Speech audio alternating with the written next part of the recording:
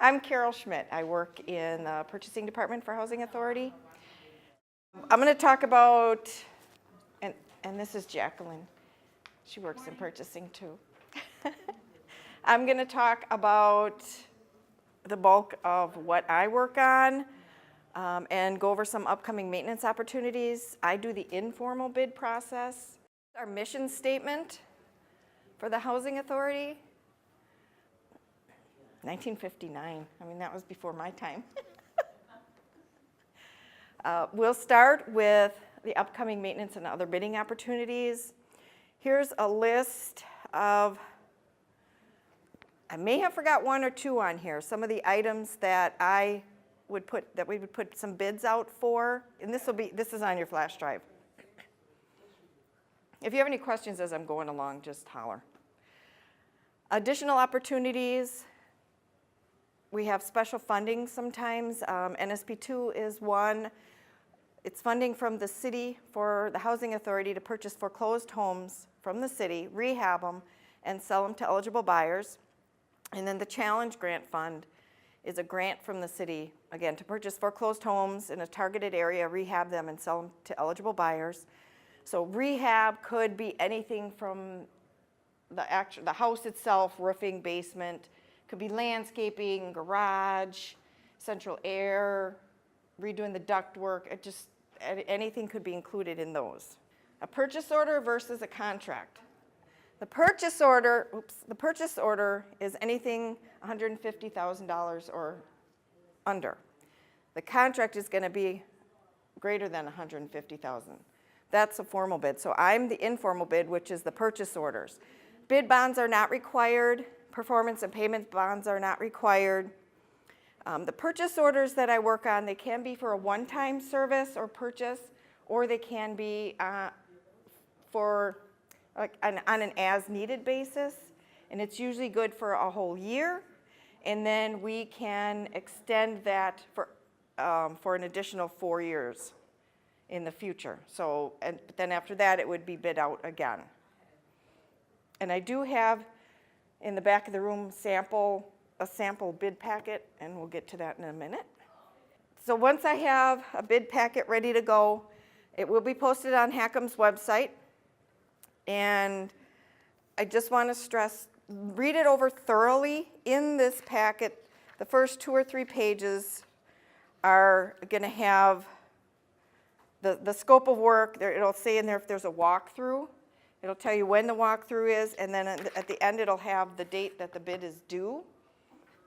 Most of the forms that would be attached within the bid documents, this is one here, and I know this is the whole packet. And I know it's a lot of pages. Some contractors get intimidated because it's just so much paperwork. But technically the first 3 are the information. The rest would be attached forms that we need to include. Like the insurance will be in there, insurance requirements, terms and conditions, if it requires Davis and Bacon wages. The only thing that has to come back with the bid to us is some pages of that Section 3 plan. When I post them on the website, this is the link. And we also have our own e-notify list. Housing Authority has an e-notify list, and the city has one. So if you're on ours, anything that I send out for you, you would receive an email on that. These are the screen prints, what you click on to get to following the link. You're going to click on doing business with us, procurement, and then you're going to scroll down and you'll see what bids are out there. You're going to look for any that are open, and then click on the title, and click on the title. Once you click on that last title, that packet that you picked up, that would be this. Do you have any questions about any of the forms? If you want to flip through those, I think these will be on the flash drive too. Mm-hmm. What is the difference between NSP2 and Challenge Fund? Depends on the department that the money came from. But in terms of how they are handled, how we bid, how it's managed, and so on, they're the same? Yes, yes, yes. I've noticed the Challenge Grant Fund homes, David, a different office has been handling, but they're the same. They're posted on the website with all the documents and specifications, and then the due date. So basically, for the first time that we bid, they ask for references. Do we need to do the references every time that we submit a bid?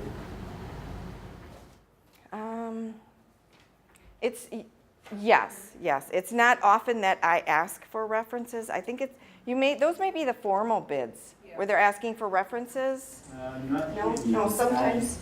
Challenge. The challenge, oh, okay. I'm sorry, I'm not sure the answer. We could ask David, he's over in the travel room.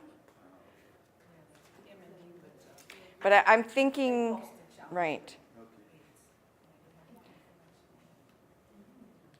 Yeah, I don't know if they can save those or if they want it for the file for each job, because we have to track, we have to have a paper trail of everything and report that.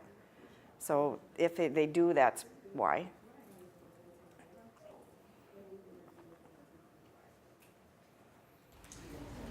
Mind to run for the bids for the city? Yes, I just finished, but I'll start. What time is Gabe coming in here?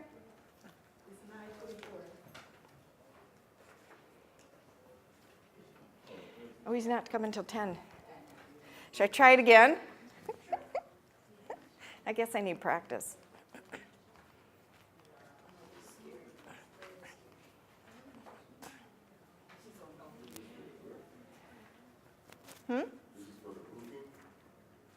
No, that's a sample. That's just a sample to give you an idea what the bid packets look like. The first few pages are the detail I put in there, the scope of work, when it's due, requirements, if there's a walkthrough or not. And then after that are the required forms that we need to have, the insurance requirements, the Davis-Bacon wages. So I was just explaining, just don't be, it's a lot of paperwork. So don't be intimidated by the amount of paperwork. Technically, the only thing I do need you to look it over, read it, but we just need the bid forms itself, the main pages, and a few pages of the Section 3 documents that are in the back. And if there's ever any question on Section 3, you can call us, we can help you with it. Or Gabe is going to be in here at, what did I say, 10? And he'll talk more about Section 3. The Section 3 plan is 30-some pages long, but most of it is just explanation, like why we have it, what it is. And then near the end are just a few pages that we need you to complete and send back to us to have on file. Page 21, 36. Yeah. And you don't have to be Section 3 to turn in a bid, but we have to ask and have it on record that we asked you.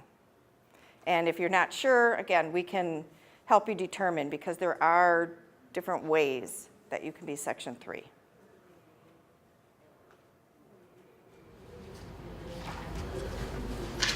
For both types of projects, we have to give certain percentage of the work to the small businesses. That's a good question. That's, you mean for Section 3? If you want to qualify as a Section 3, and I don't want to goof it up, I don't want to go too much detail. Like if you are a low or very low income, if you're a Section 3 person, owned business, you're Section 3. If you're not, if you subcontract to someone that is a Section 3, that makes the job a Section 3 contract. But if the original contract, the main contractor is Section 3, therefore there is no requirement in terms of giving sub to small businesses or Section 3 businesses. Right.